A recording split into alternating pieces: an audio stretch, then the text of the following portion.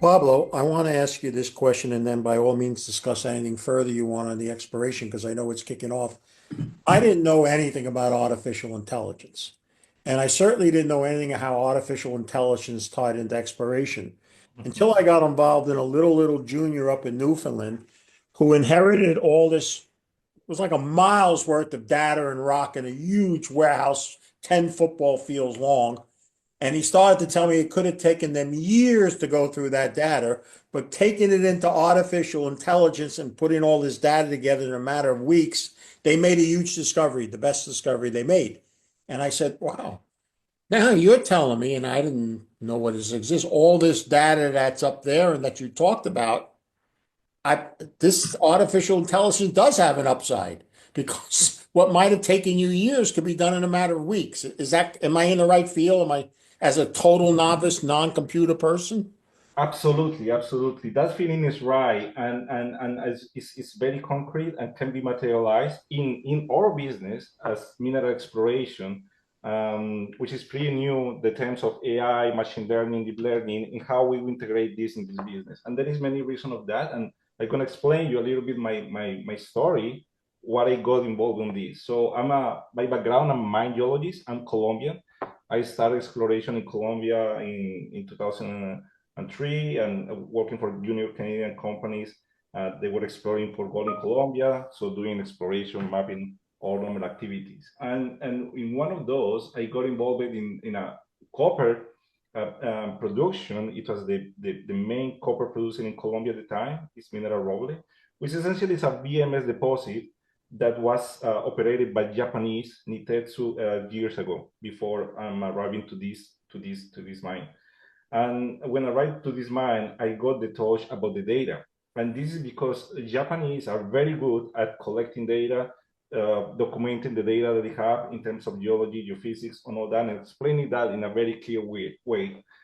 Thing that I was surprised that this data that I'm reviewing can be useful in my exploration. And I was doing everything in there. I was doing the mine geology, I was doing the rail exploration and the logging, and compare with the reports from the Japanese and see how they were accurate in many of the aspects of the exploration.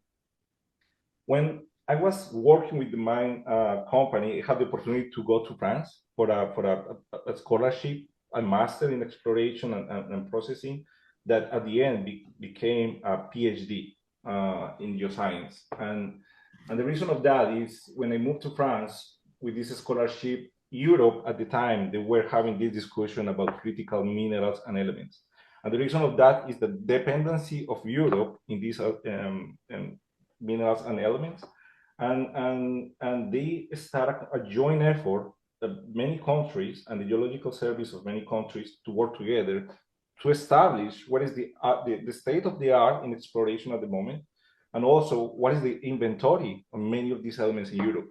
So Boliden joined that effort, the university and the Geological Service of France joined that effort, the Geological Survey of Spain, a little bit Portugal. There was an effort between companies and government in Europe, sponsored by Europe.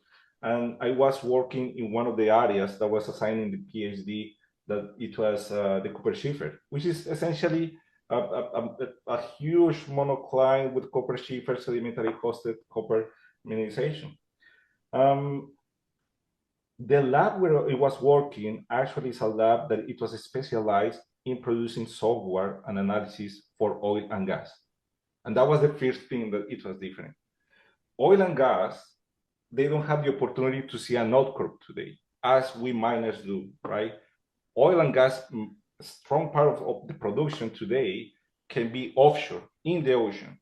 And in offshore, you don't have the opportunity to see an outcrop, you don't have the opportunity to see any kind of evidence, strong evidence that you can identify if it's not because the data they have, especially seismic data, right?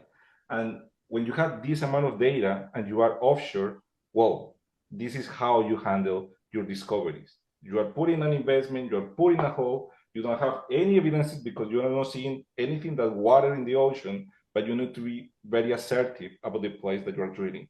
And that's the data, right? So working with this lab, in and see that is it was the school of geology that I did my PhD. Well, I use the tools in my PhD analyzing the Cooper Schiefer with many of the tools that this lab is providing to oil and gas industry. So that gave me that access to the tools in terms of how we can use um, the tools that oil and gas use to analyze and make decisions very quickly just through the data.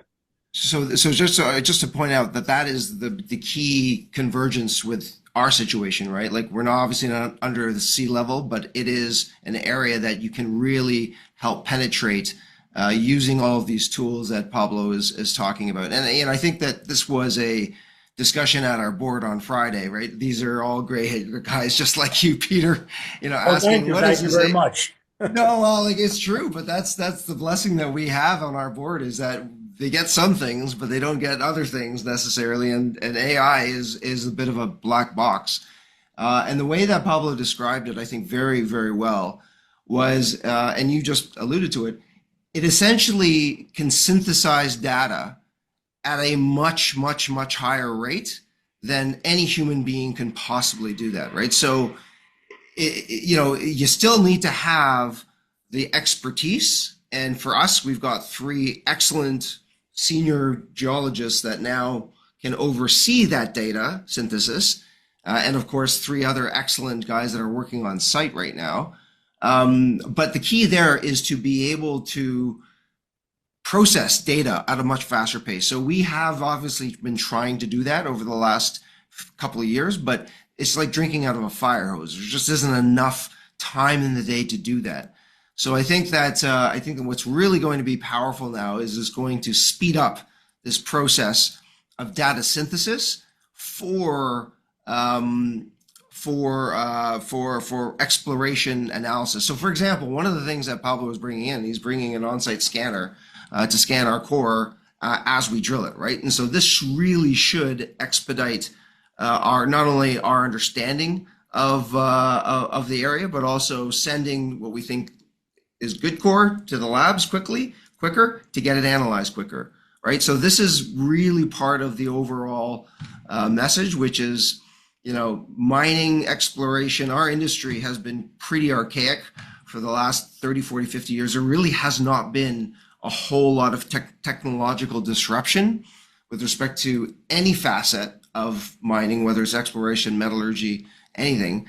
And now I think we're very much prepared and well armed through Pablo and his partnerships with Stanford and others to really take hold of this disruptive technology and apply it in a judicious way, in a way that is quite thoughtful and methodical and non-promotional.